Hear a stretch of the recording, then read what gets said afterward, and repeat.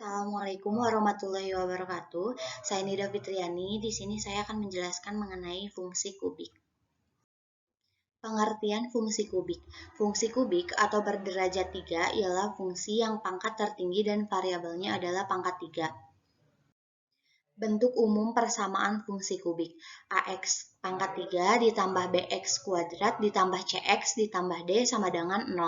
Setiap fungsi kubik setidak-tidaknya mempunyai sebuah titik belok atau inflection point, yaitu titik peralihan bentuk kurva dari cekung menjadi cembung atau dari cembung menjadi cekung.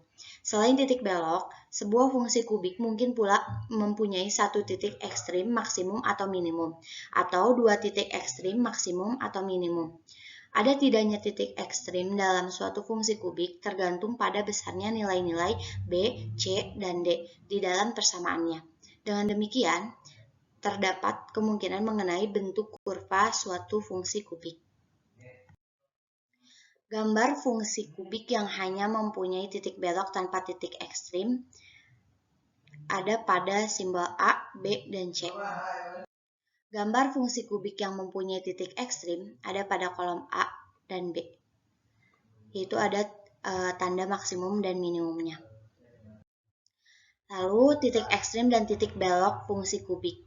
Titik maksimum dan titik minimum suatu fungsi kubik jika ada, serta titik beloknya dapat dicari melalui penelusuran terhadap derivatif pertama dan derivatif kedua dan fungsinya.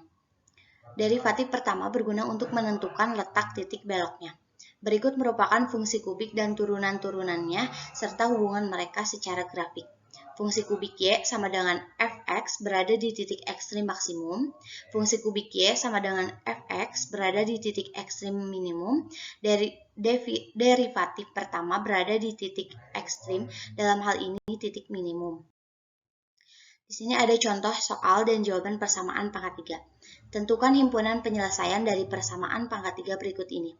X pangkat 3 dikurangi 7x kuadrat ditambah 10x sama dengan 0. Jawabannya, x pangkat 3 dikurangi 7x kuadrat ditambah 10x sama dengan 0.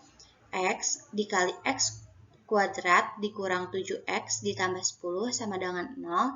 X dikali x kurangi 2, x kurangi 5 sama dengan 0, x sama dengan 0 atau x sama dengan 2 atau x sama dengan 5. Jadi, himpunan penyelesaiannya adalah 0, 2, dan 5. Sekian penjelasan dari saya. Mohon maaf bila ada salah dalam pengucapan. Wassalamualaikum warahmatullahi wabarakatuh.